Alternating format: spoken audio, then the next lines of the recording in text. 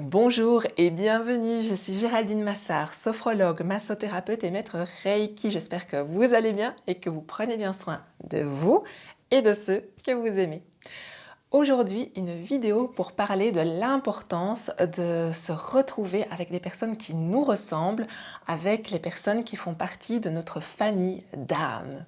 Le thème de l'appartenance, c'est un thème cher à l'auteur de Femmes qui courent avec les loups, un livre que j'aime beaucoup et dont j'ai déjà fait une vidéo. Dans son analyse du conte Le vilain petit canard, qui porte justement sur l'appartenance, eh bien voici ce qu'elle en dit. Le petit canard n'avait rien à faire dans cette maison. Mais voilà ce que ça donne lorsque l'on est désespéré. On cherche la mauvaise chose au mauvais endroit. Comme le disait l'un de mes collègues, on ne trouve pas de lait dans la maison du bélier. Alors qu'il est utile de jeter des ponts, même avec les groupes auxquels on n'appartient pas, il est aussi impératif de chercher son propre groupe d'appartenance. Restons ce que nous sommes et laissons les autres être ce qu'ils sont. Qu'est-ce qui m'amène à faire cette vidéo sur l'appartenance? Eh bien, personnellement, je me sens appartenir à la famille qu'on appelle la famille des passeurs d'âme. Depuis que je suis toute petite, je sens, j'entends, je vois des choses en lien avec l'invisible. Sur le thème des passeurs d'âme, si vous voulez en savoir plus, je vous renvoie vers l'excellente vidéo de Valérie Jesper sur le sujet. Je vous mettrai les références en barre d'informations. Ma définition du passeur d'âme, telle que je la vis, c'est de permettre un passage d'une énergie plus basse, plus stagnante, à une énergie plus haute, plus fluide.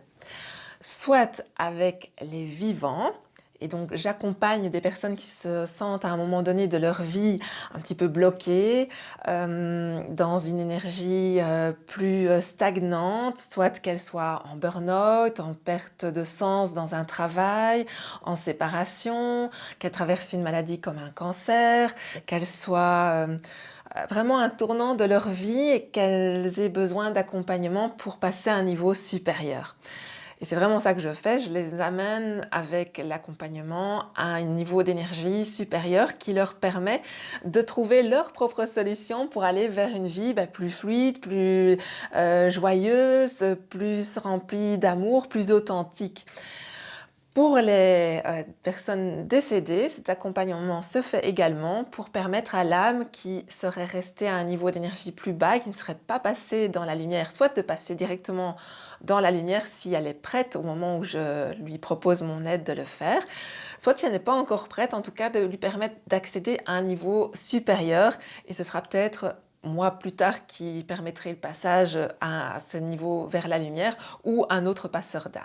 Être passeur d'âme, c'est quelque chose de merveilleux que j'aime énormément. Mais c'est aussi quelque chose de très challengeant et j'ai dû suivre des formations pour un peu canaliser, m'en créer aussi, enfin créer vraiment un cadre qui me permette, comme c'est le cas maintenant, de vraiment bien vivre ce que je suis. Et au cours de ces formations, que ce soit avec Valérie Jesper autour de l'intuition, de Sophie Guetchmetet pour la communication avec les êtres de lumière ou avec son guide intérieur, que ce soit dernièrement avec Emmanuel Ferrand pour sa formation sur les passeurs d'âme, tous insistaient sur le fait que c'était vraiment important de se retrouver entre personnes voilà, qui se ressemblent. Et jusqu'à dernièrement, ça m'était pas vraiment été un besoin pour moi. D'abord parce que je suis entourée de personnes très ouvertes et bienveillantes qui, même si elles-mêmes ne sont pas passeurs d'âme, m'écoutent avec beaucoup d'attention et me permettent de m'exprimer avec authenticité sur le sujet. Et d'autre part, ça fait partie tellement de moi depuis que je suis toute petite que je ne voyais pas tellement l'intérêt d'aller vers d'autres personnes qui me ressemblent. Mais je m'étais quand même inscrite dernièrement sur un groupe Telegram de personnes de nationalité belge, puisque je suis belge, qui voilà, avaient suivi la formation d'Emmanuel Ferrand sur les passeurs d'âme. Et puis ben voilà, dernièrement, une date s'est présentée, elle me convenait et je suis allée à ce rendez-vous pour ces passeurs d'âme et pour, lors d'une journée, aller dans un lieu pour faire passer les âmes avec d'autres personnes, cette fois, qui, comme moi, font les passages. Et donc voilà, je me suis retrouvée un dimanche il y a quelques semaines avec d'autres passeurs d'âmes. Nous avions choisi de nous retrouver à l'Arboretum de Tervuren, un lieu en périphérie de Bruxelles que je ne connaissais absolument pas. Pourtant, je suis passée très près des millions de fois. Mais c'était une magnifique découverte et j'y retournerai. Et si vous avez l'occasion d'y aller aussi, allez-y parce que c'est vraiment une atmosphère très particulière. C'est un bois que je n'avais jamais vu de bois comme ça. C'était vraiment génial. Ce qui m'a touchée au cours de cette journée entre passeurs d'âme, c'est vraiment d'abord l'authenticité, la bienveillance entre les différents participants. Il n'y avait pas de prise de pouvoir, de jeu de pouvoir. Chacun était tel qu'il était et accueillait les autres tels qu'ils étaient. Et je vous avoue que pouvoir être qui je suis sans avoir peur d'être jugée, d'être rejetée ou d'être prise pour une folle vu ce que je vois, que j'entends, c'était vachement reposant. C'était une impression vraiment de liberté extraordinaire. Ce qui était très agréable également, et amusant, c'était de chercher, de parler du vécu de chacun, du parcours de chacun, et d'essayer un peu comme d'y trouver des correspondances pour expliquer pourquoi nous, on était aussi sensibles à l'invisible, qu'est-ce qui avait peut-être fait dans notre parcours qu'on était devenu comme ça, ou est-ce qu'on était venu au monde avec cette degré de perception directement, ou est-ce que c'était des événements liés à notre vie qui faisaient que c'était vraiment aussi intéressant de se rendre compte des similitudes, mais aussi des différences et d'accueillir tout cela. Ce qui était gai aussi, c'était de pouvoir sentir, voir, partager comment chacun faisait les passages. Quand on arrivait dans un lieu où on sentait qu'il y avait du nettoyage à faire, on se mettait ensemble en rond et puis on faisait un peu chacun notre popote de notre côté, puis à la fin on partageait ce qu'on avait vécu, ce qu'on était en train de vivre encore pour certains. Et voilà, moi je suis très visuelle et auditive, mais d'autres fonctionnent très bien avec d'autres moyens ou en voyant, en entendant beaucoup moins que ce que moi je fais. C'était vraiment très riche.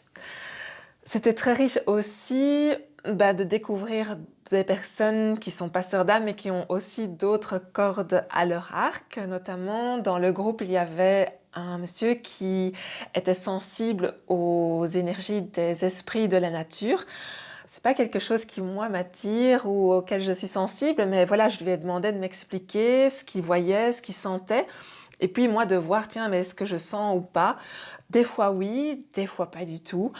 Mais voilà, c'était aussi une belle ouverture à d'autres perceptions. Et pour toute cette richesse, c'était vraiment une très belle journée. Et j'étais vraiment triste à la fin de quitter cette énergie de bienveillance, de fluidité, de positivité. C'était vraiment, ça m'a reboosté, ça m'a redonné de l'énergie.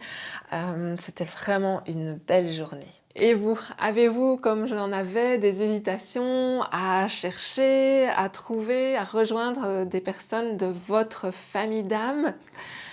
Si c'est le cas, je vous lis encore un petit extrait de Femmes qui courent avec les loups à ce propos. Lorsque l'on échoue à se conformer à quelque chose, il se produit un étrange phénomène. L'exilé que l'on chasse tombe sur ce qui forme sa véritable appartenance psychique, que ce soit des études, une forme d'art ou un groupe de gens. accrochez-vous, vous trouverez ce que vous cherchez. Je vous souhaite sincèrement de trouver votre famille d'âme parce que c'est un lieu, comme je l'ai découvert, vraiment, comme je vous l'expliquais récemment, qui est vraiment porteur, qui donne de l'énergie, qui tire vers le haut et c'est tellement important. Je vous souhaite de vivre ces belles expériences. Cette vidéo vous a plu, je vous invite à la liker, à la commenter, à la partager. Cela donne une meilleure visibilité à la chaîne. Et puis, comme d'habitude, je vous invite à bien prendre soin de vous, de ceux que vous aimez et je vous dis à très bientôt.